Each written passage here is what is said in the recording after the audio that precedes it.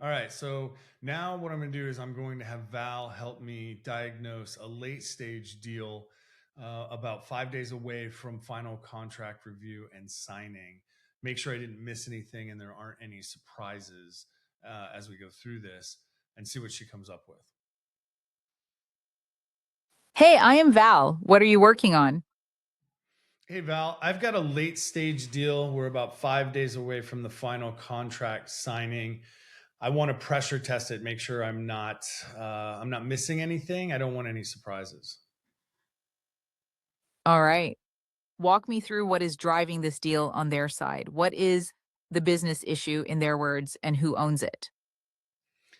Okay, so the CEO owns the business issue. The CEO has been tasked with completing AI transformation for the organization by the end of 2026 and showing two different metrics, showing how the transformation increases revenue with a target of 10 to 12%, and how it drives efficiency or cost savings with a target of also 10 to 12% in cost reductions as a result of the AI transformation.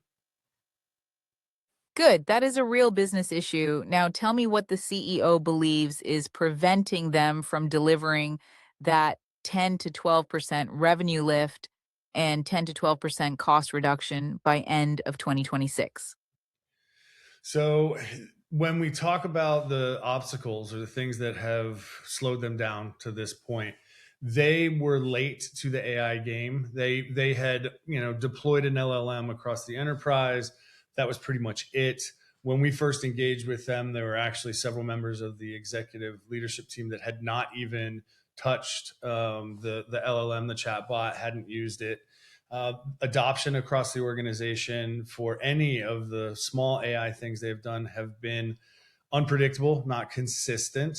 There seems to be some concern internally from employees about what the AI could mean for their future. So there's a cultural element there as well. They also have an older tech stack, if you will, that is it's a little old school because they are an engineering firm, and so they were concerned that any introduction of advanced technology might increase risk for data security, leaks, things of that nature. So there's just this natural fear that has been in the way. And then other initiatives that they had looked at don't have the potential return that this one does. And so as we talked to her throughout the sales process, she kept going back to those as the primary challenges that she was looking to address. Okay, you have a clear problem set, people adoption, culture, and risk on an older stack. Pressure test on value now. Has the CEO personally confirmed what 10 to 12% means in dollars for revenue, in dollars for cost? And what happens if they get to end of 2026 and those numbers are not there? Yes, she has told us that that number for them would be pretty significant, 45 million in increased revenue. Good. And the cost side, has she put her number on the 10 to 12% cost reduction too? And did she say what breaks if they miss both of those by end of 2026? She she A, didn't give she didn't give me a specific number on the cost savings. Like, she didn't quantify it. But what she has indicated is that if the organization does not achieve those metrics through the AI transformation, then there will be significant ramifications from the board and potential restructuring. okay, that is real consequence. Now, power sounds covered if the CEO is driving it. For late stage, the surprise risk is plan, meaning who has to do what between now and signature and what could stop it. What is the next buyer owned step on the calendar between now and signing? And who is the person on their side accountable for getting it done?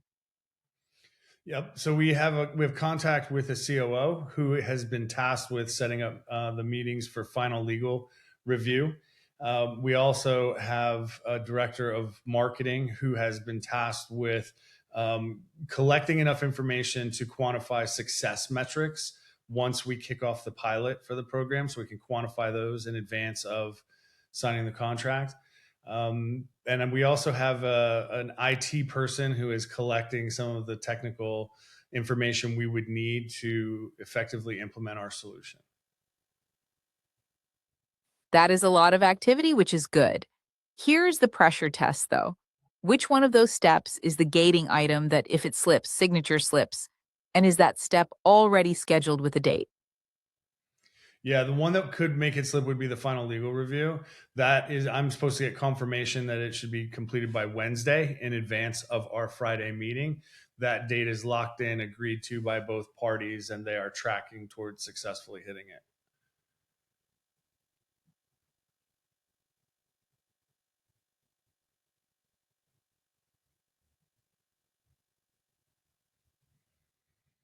Good, this deal is healthy for late stage.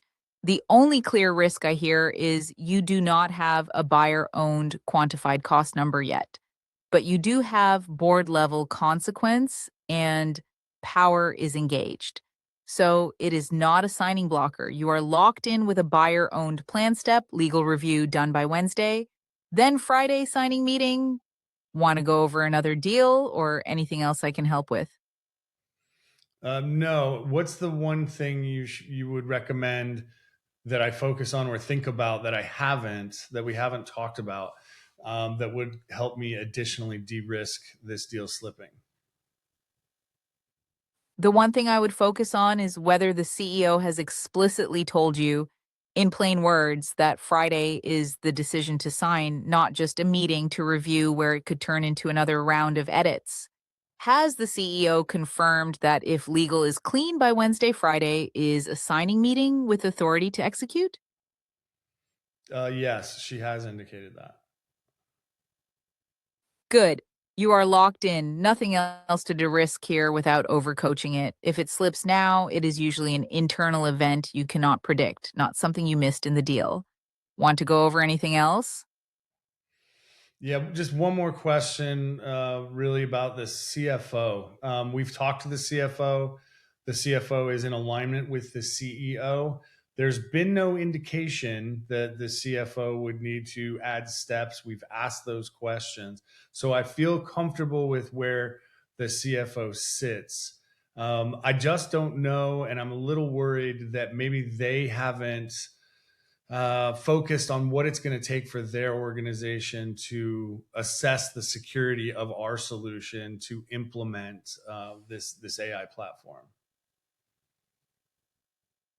If InfoSec can still stop implementation, then you are not actually late stage. You are late stage in contracting, but mid stage in approval. What has the buyer confirmed already about security approval, meaning who owns that sign off and whether that person has reviewed your security package yet?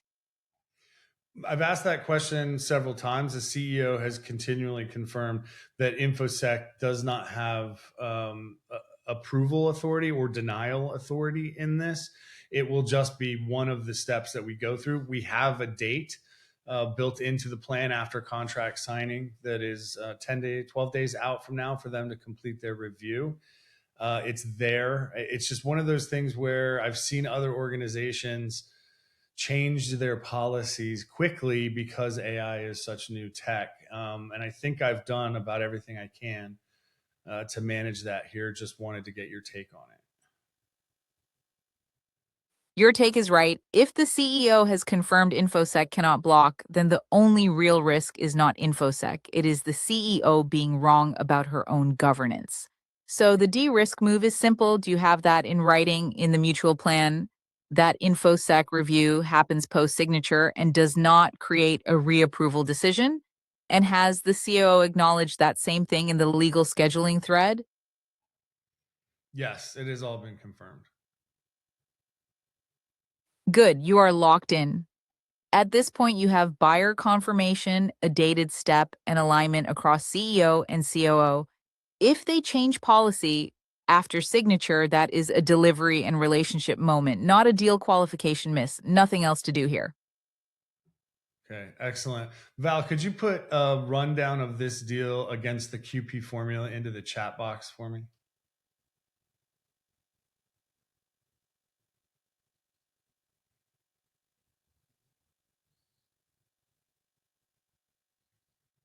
Yep.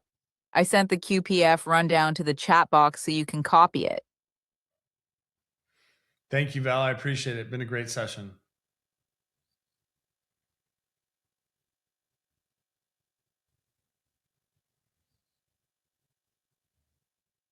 All set. I dropped the QPF rundown into the chat box for you. All right, so there's my deal review.